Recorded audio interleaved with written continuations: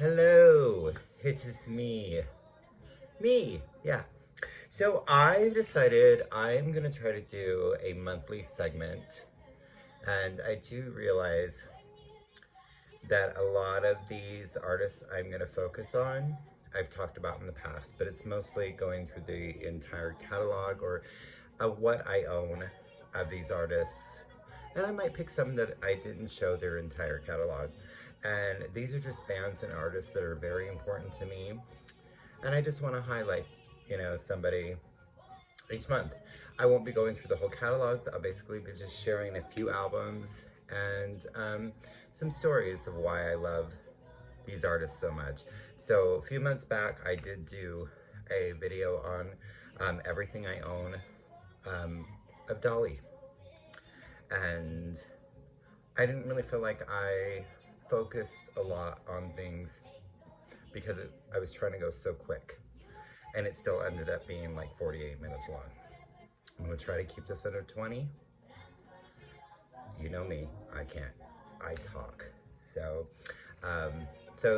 these are going to be Let's Talk About segments, and the very first one, in true fitting fashion, true to me, let's talk about Dolly. So just to briefly, in a nutshell, I started really knowing who Dolly was and listening to her when I was 6 years old. I've told the story before, but my aunt and uncle owned a record store. My parents brought me on my 6th birthday, or around that, and said, pick out an album. I went up and down the aisles, and I saw this, and I thought she was the most beautiful woman I ever seen in my life. I wanted her bell-bottom pants. I wanted to wear those heels. I thought she was absolutely gorgeous, and I insisted on having this. I don't own that particular copy anymore, but I do have a nice, beautiful copy of this that I just recently learned something about this from another video that I did, because there was this gal, Zella something, that did a country version of Here You Come Again, because this was Dolly's pop crossover album, Here You Come Again. The later version of Two Doors Down omitted a verse. It has more ooh-ahs, and it's less countrified. It's more pop. The original version of this album, thank you, Robert Fiffen, has that original version of Two Doors Down that has that extra verse in it. I was so used to the CD version that I had of this and the cassette tape version that had that second version of Two Doors Down on it. I didn't realize that the vinyl version that I have has that original verse, or original version of Two Doors Down. This always has been and always will be my favorite Dolly album of all times, and I think it's just because of the memories attached to it, and that it is the first time I realized who she was. Of course, it has me and Little Andy, which that song still gets. I remember my mom and I listening to it on road trips, and Here You Come Again, which I feel like they're not only with that Zella, but Here You Come Again was also recorded by Millie Jackson as a soul single around the same time. Completely different songs, if you ask me, obviously with the same lyrics, but Millie just brought something very soulful and very just kind of raunchy and in your face in a sense, and Dolly's is just pure pop. So obviously I just started off with Here You Come Again. I'm just randomly, I've got some here and I'm just gonna grab them. They're in no particular order. The only reason I wanted to mention my Blue Ridge Mountain Boy, I don't know if this has the year where I can read it, from 1969. I am pretty positive, I may have read this incorrectly, but that Blue Ridge Mountain Boy right there is Carl Dean, Dolly's husband of like 60-something years. Very few pictures of Carl Dean. There's like 2 in existence of him and Dolly, and one he's wearing a paper bag. brilliant, brilliant, brilliant, brilliant idea of Emmylou Harris, Linda Ronstadt, and Dolly getting together. They only did 2 albums, and this is Trio 2. Probably the favorite of mine out of the 2. It is also another one that my mother and I enjoyed together. But this has my favorite song they did, which is Feel the Blues. Feel the Blues Moving In. It is so great. Their harmonies are just perfection. I'm gonna grab this one real quick. First, I want to show you when they do, you know, like greatest hits compilation things or whatever, and they come up. Why would you use this photo? Obviously, this is a Walmart hit, and I'm going to explain to you why I got this. This has, so Slow Dancing with the Moon is probably in my top 10 favorite Dolly albums. This is her 1993 album, I believe. That is also the first time that I could have seen her in concert, but Tiffany and I were going to go. We chose not to because it was the grass seats, and we just did not want to be that far away from her. And then she stopped touring for a while, and it wouldn't be until 2002 that I finally got to see her live with Tiffany. So at least the original person I was going to go to the show with, I did get to see, because Tiffany loves Dolly just as much as I do. We probably fight on who is the better, like, bigger fan, but it's me, but she'll argue otherwise. But anyways, so this has Romeo on it, which is the song. There was a dance and everything, and that Billy Ray Cyrus, and then Tanya Tucker, Mary Chapin Carpenter, Kathy Mattea, and Pam Tillis. And that is why I got this. This also has Rocking Years with Ricky Van Shelton, which is off the album Eagle When She Flies, which is one of the few albums of Dolly's that has been released on vinyl that I don't own. And I've very rarely seen it for less than $100. And I like the album, but I don't like that much. But one day it will be in this collection. In case you're wondering, yes, I do have a Dolly doll.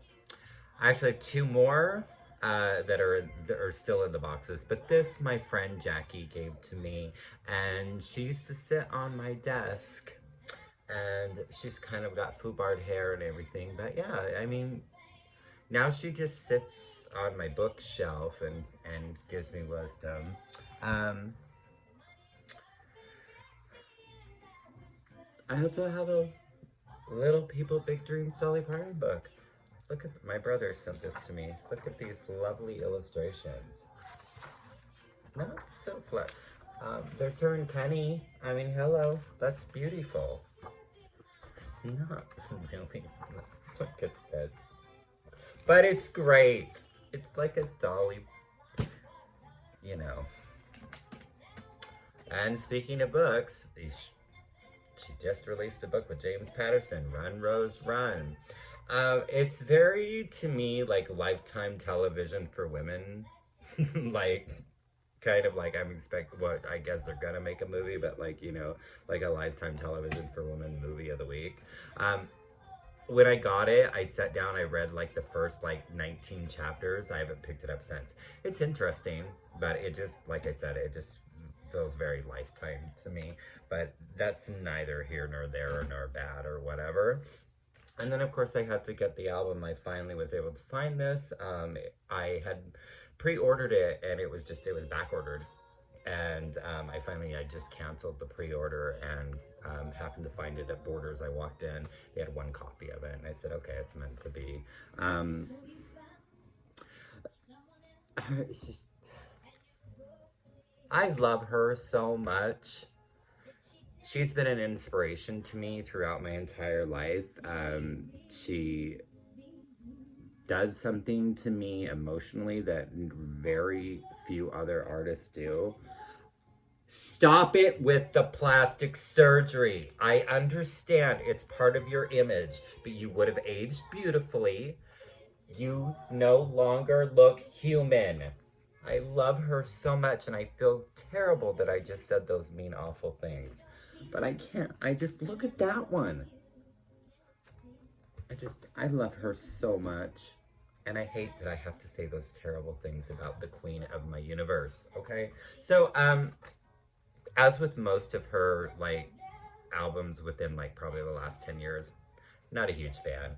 This is the better out of those, but I haven't even played it all the way through yet. I got through the first side and was like, I'm just still in. Speaking of, like, one of her new ones, I mean, this is her 99 album, but this was her first bluegrass. She won a Grammy for this. This is The Grass is Blue. Look how beautiful she looks there. Now, yes, she had some work done. She's always had work done.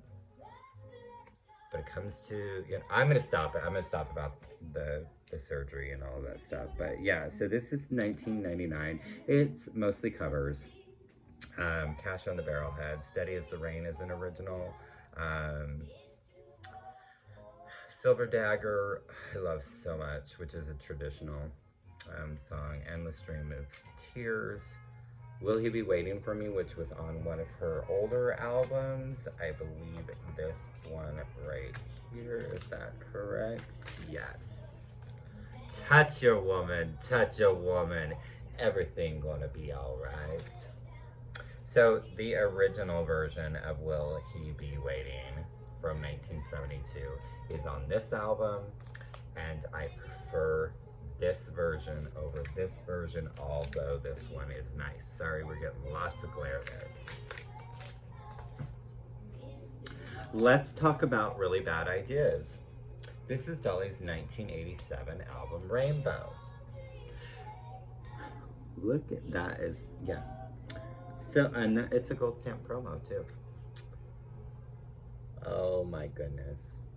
So many things to say about Rainbow.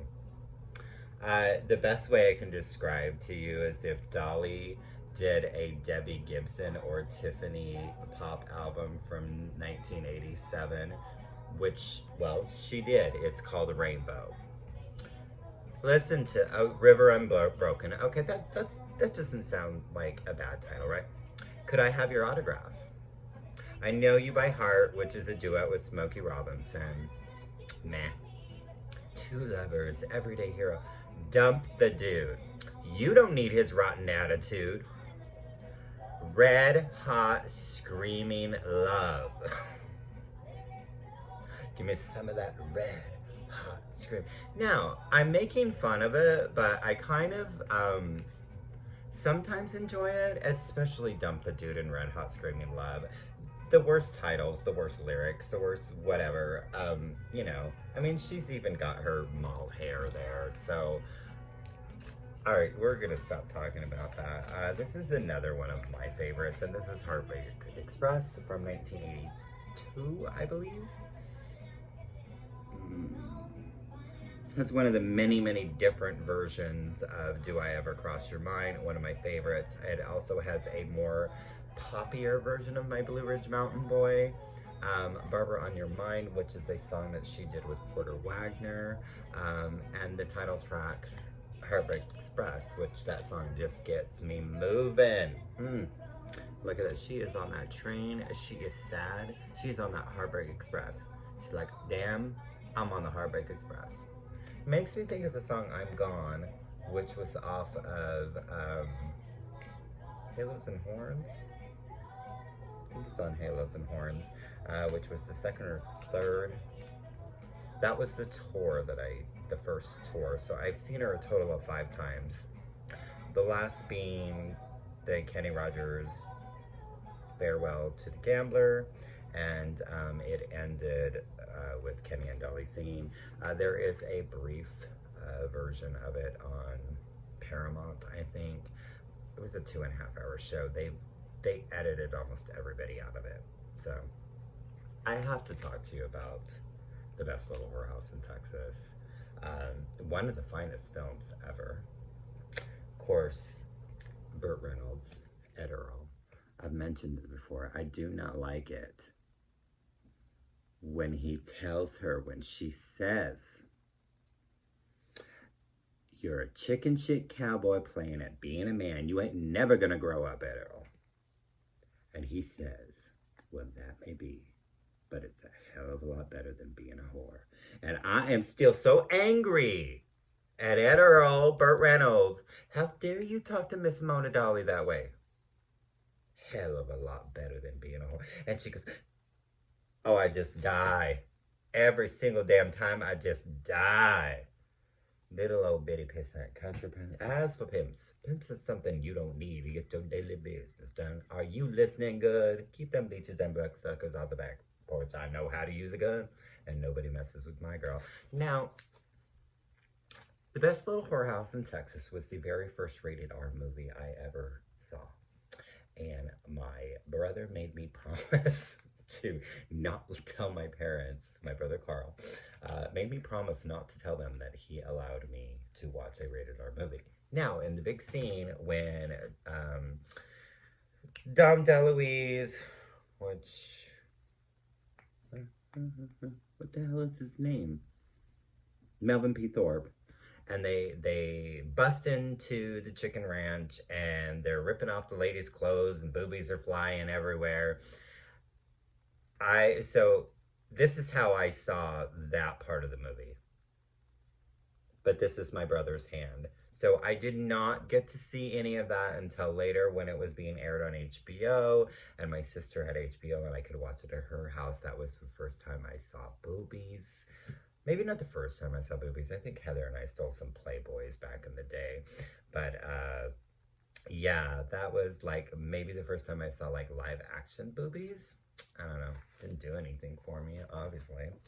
I do just want to share a couple more things. And so this was the big one that we had. We had the cassette tape. Again, I had the CD version. I did not realize, this is again, I was looking at it the other day, and I was like, wait, Islands in the Stream isn't on it. Well, Islands in the Stream was on a later pressing of it. The first pressing of it actually had Hard Candy Christmas on it.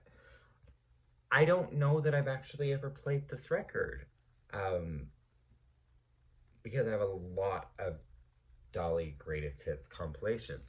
I also want to say, so she did the Live in London concert special for HBO, and then as like kind of a promo to get people to sign up for HBO, they did this picture disc of HBO presents Dolly's Greatest Hits. This is the exact same version as this.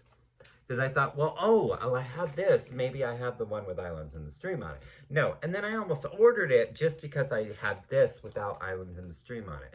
No, I don't need another copy of this. I almost got the freaking Here You Come Again with the later version of Two Doors Down.